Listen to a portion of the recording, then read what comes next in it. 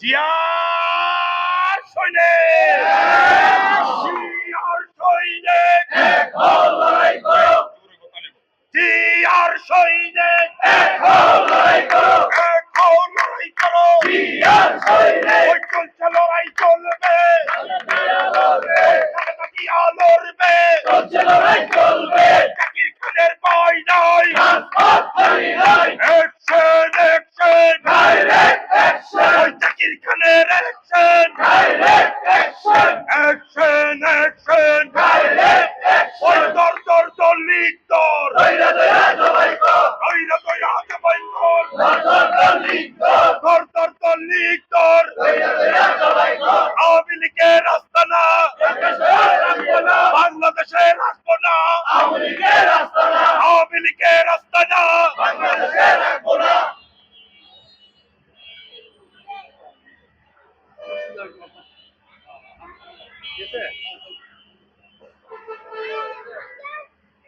বিসমিল্লাহির রহমানির রহিম। সংগ্রামী ভাইয়েরা, আসসালামু আলাইকুম। আপনারা জানেন আমরা গতকাল রাত্র থেকে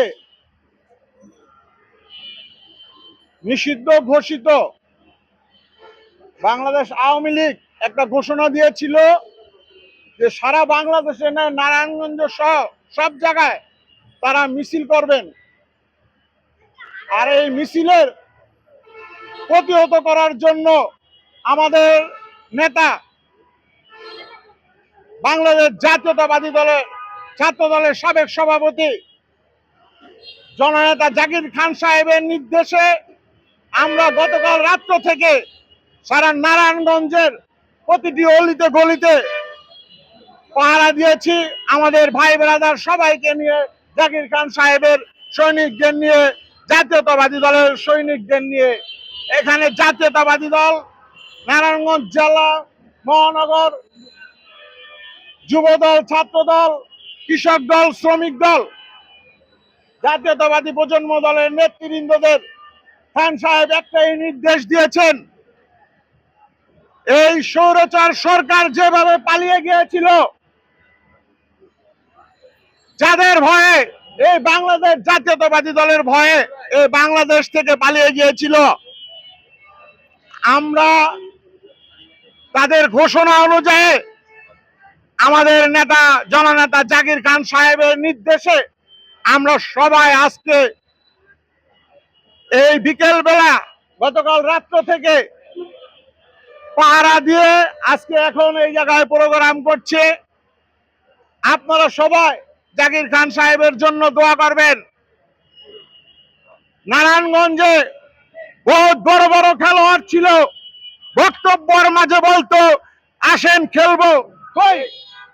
আজকে তো আমরা জাকির খান সাহেবের নির্দেশে নারায়ণগঞ্জের মাটিতে প্রতিটি ইউনিয়ন, প্রতিটি ওয়ার্ডে আমরা ছিলাম, কোনো খেলোয়াড় পেলাম না।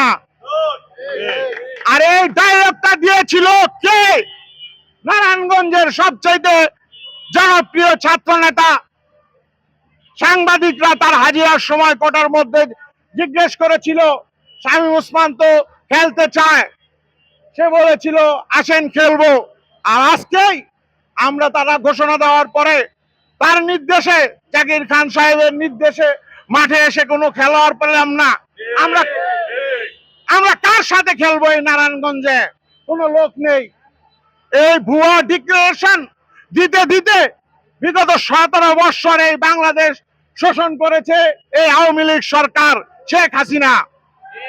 আজকে দেখেন নারায়ণগঞ্জের কোথাও আমরা কাউকে, আওয়ামী লীগের কাউকে হোমরা চোমরা অনেককে দেখেছি এই 2 নম্বর গেটে দাঁড়িয়েও আমাদের নেত্রীর নামে অনেক কথা বলেছে। আপনারা জানেন এই নারায়ণগঞ্জের যারা চাপা মেরেছে তারা এখন কোথায়? তাদের কাউকে খুঁজে পেলাম না কালকে থেকে এই পর্যন্ত। একমাত্র আমরা এই নারায়ণগঞ্জে জাকির খান সাহেবের নির্দেশে প্রতিহত করার জন্য এখন 18 ঘন্টার মতো চললো আমাদের কর্মসূচি, কিন্তু এই 18 ঘন্টায় কারোর সাথে আমরা খেলতে পারলাম না। আমরা খেলোয়াড়ই খুঁজে পেলাম না, খেলবো কার সাথে? তাই আমি বলবো এই বাংলার জনগণকে, এই আওয়ামী লীগ সরকার যত হুমকি দেখ, তারা কখনো এই দেশে ঢুকে রাজনীতি করার ক্ষমতা তাদের নেই, ক্ষমতা হবে না ইনশাল্লাহ। আমরা যতদিন বেঁচে আছি, জাকির খান সাহেব যতদিন বেঁচে আছে, এই নারায়ণগঞ্জের মাটিতে আমরা কোন দুঃশাসন চলতে দিব না ইনশাল্লাহ। আমরা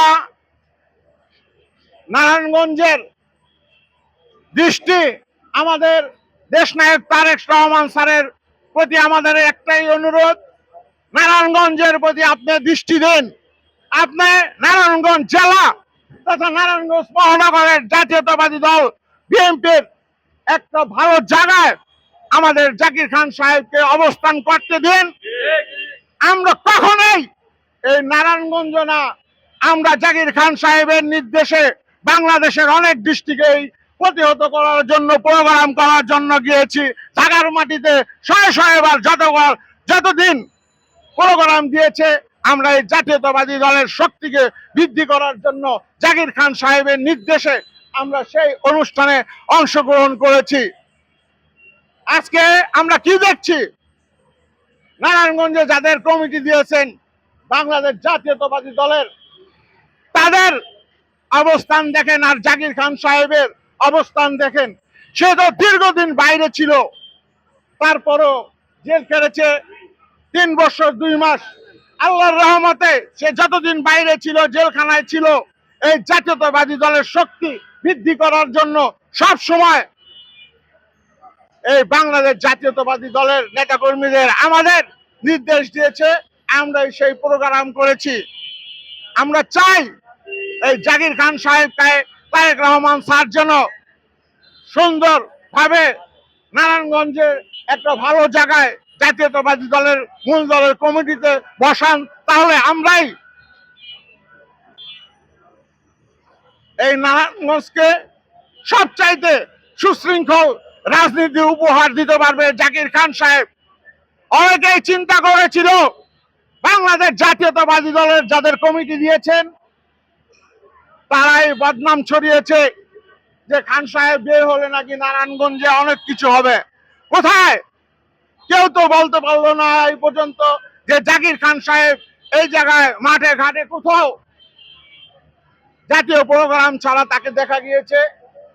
সে ঐক্যের ডাক দিয়েছে, আর সেই ঐক্যের ডাকে 2-4 জন ছাড়া বাংলাদেশ জাতীয়তাবাদী দলের মহানগর তথা জেলা কমিটি তার সাথে এসে আলোচনা করেনি। এই 8-10 জন লোকে এসে জাকির খান সাহেবের সাথে আলাপ আলোচনা করেছে কিভাবে জাতীয়তাবাদী দলকে এগিয়ে নিয়ে যায়, ঐক্যভাবে নারায়ণগঞ্জ জেলা মহানগর সুন্দরভাবে চালানো যায়, সেই চিন্তাধারায় তারা তাদেরকে নিয়ে খান সাহেব আলোচনা করেছে। অথচ দেখেন কিছু লোক এই জাকির খান সাহেবকে বদনাম করার জন্য বেনামে সিম দিয়ে এই জায়গায় সেই জায়গায় ফোন করে তার নামে বদনাম ঘটিয়েছিল। আল্লাহর রহমতে সেটাও বাস্তবায়ন হবে। যারাই করেছে যতদিন পালায় থাকুক না কেন, একদিন না একদিন প্রশাসনের কাছে বা আমাদের কাছে ধরা পড়বে ইনশাল্লাহ। আমি আপনাদের এই জাকির খান সাহেবের নির্দেশে যারা গতকালকে রাত্রে থেকে এই পর্যন্ত যারা এই নৈরাজ্য ঠেকানোর জন্য রাজপথে ছিলেন, তাদের জাকির খান সাহেবের পক্ষ থেকে শুভেচ্ছা ও অভিনন্দন। সবাই আবারও আপনাদের কাছে আমি জাকির খান সাহেবের জন্য দোয়া চাই, সে যেন সুস্থভাবে সারা জীবন সুস্থ ধারার রাজনীতি করে জীবনটা পার করতে পারে। এই বলে আমি আমার বক্তব্য শেষ করছি।